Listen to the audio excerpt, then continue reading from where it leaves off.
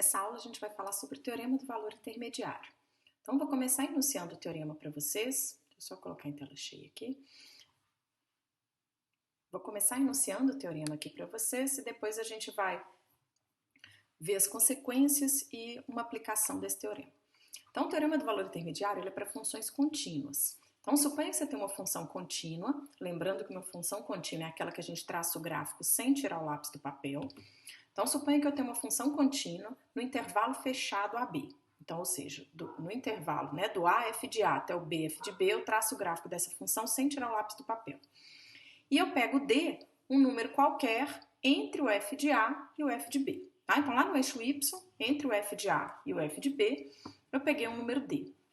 Então, o que o teorema me diz é que eu garanto que existe um número C lá no intervalo AB, lá no eixo X, de tal forma que a imagem desse C pela função f é esse ponto D que eu peguei.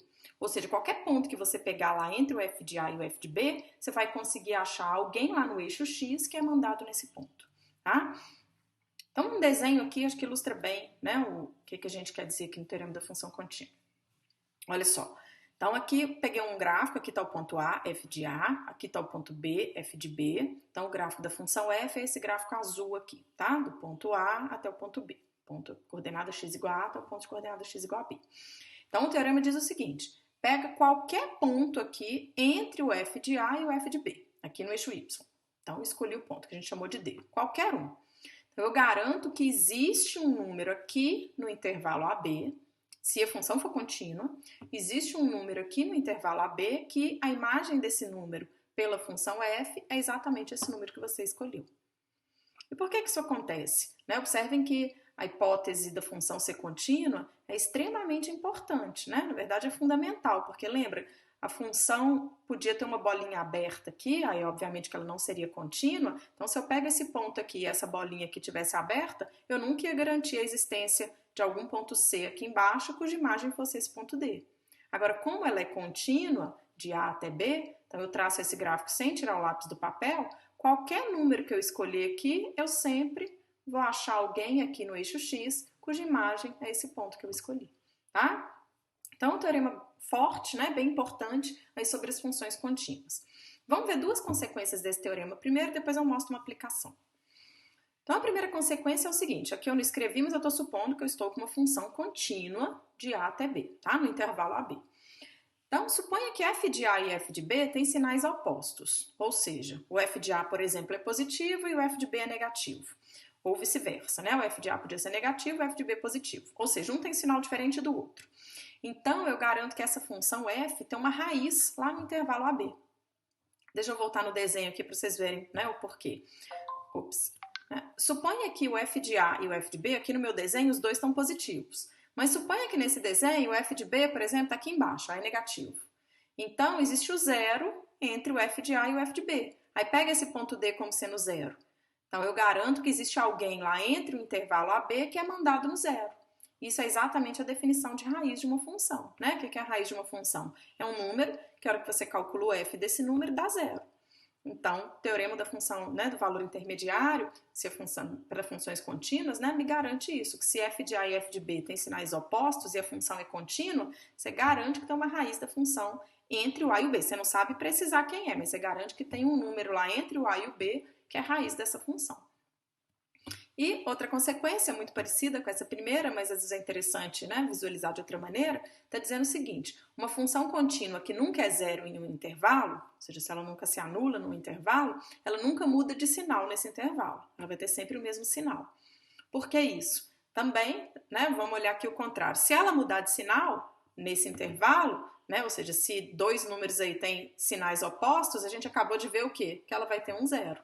E por hipótese é que ela está falando que nunca é zero nesse intervalo, tá? Então são maneiras diferentes aí, mas para dizer a mesma coisa, mas que são resultados fortes aí sobre uma consequência forte do teorema do valor intermediário.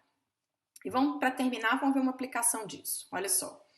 Mostrar que o polinômio x4 mais x menos 3 tem uma raiz no intervalo 1, 2. Aqui eu coloquei um intervalo aberto de 1 até 2. Então, a primeira coisa que a gente tem que observar, observem que é um polinômio de grau 4. Eu não sei achar raiz, né, no polinômio de grau 4, igual a gente tem a fórmula lá de Bhaskara que serve para os polinômios de grau 2, a gente não tem para o polinômio de grau 4. Então, a princípio, não sei achar as raízes desse polinômio. Mas o teorema do valor intermediário nos ajuda aqui. Por quê? Então, pensa nessa função, chamei ela de f de x, x4 mais x menos 3. Como ela é um polinômio, a gente sabe que ela é contínua em todos os números reais. Então, ela é contínua em qualquer intervalo, em particular nesse intervalo aqui de 1 até 2, fechado. Né?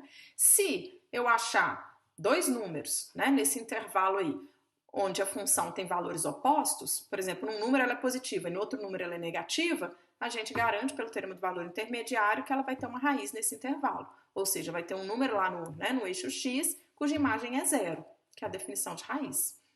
Mas falar, mas que números que eu vou começar pegando?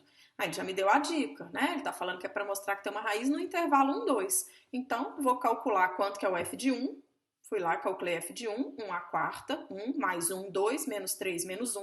Então, observe que o f de 1 deu negativo. Agora, calculo f de 2. F de 2 é 2 à quarta, que é 16, mais 2, 18, menos 3, 15. Então, f de 2 é positivo. Como a função é contínua, 1 e 2 aqui é f de 1 e f de 2 estão com sinais opostos, eu garanto que se eu pegar o zero aqui, né, o zero está entre o menos 1 e o 15, pelo teorema do valor intermediário, existe alguém lá no intervalo 1, 2, cuja imagem, né, pela função desse número é zero, que é o que eu escrevi aqui embaixo. Como f de x é uma função contínua, né, os polinômios são sempre contínuos na reta toda, em particular ela é contínua no intervalo 1, 2, segue pelo teorema do valor intermediário, que existe um número x0, e como, né, o f de 1 deu negativo e o f de 2 deu positivo, então existe um número x0 entre 1 e 2, tal que a imagem dele é zero. Que é como se eu estivesse escolhendo o zero aqui entre menos 1 e 15, né, era o nosso d lá do enunciado do teorema, então o d é o zero, eu garanto que existe um c, que aqui eu estou chamando de x0, cuja imagem dele é o d, então f de x0 é zero. Mas f de x0 ser igual a zero, significa que x0 é uma raiz desse polinômio, tá? Então aqui que é usado, né? Então a gente pode usar o teorema do valor intermediário para achar raiz, para garantir a existência de raízes, né, de polinômios em determinados intervalos, tá? Então a gente fica por aqui, a aula de hoje foi bem curtinha, mas era só para apresentar o teorema para vocês, mostrar algumas consequências e uma aplicação. Tá? Eu não demonstrei o teorema, essa aula é para, né, uma aula de cálculo para engenharia, então o teorema, né, meu objetivo aqui não é demonstrar esse teorema, mas quem tiver interesse pode procurar no livro de cálculo, né, no seu livro texto lá de cálculo que tem a demonstração. E qualquer dúvida é só me perguntar, tá? Então até mais, um abraço.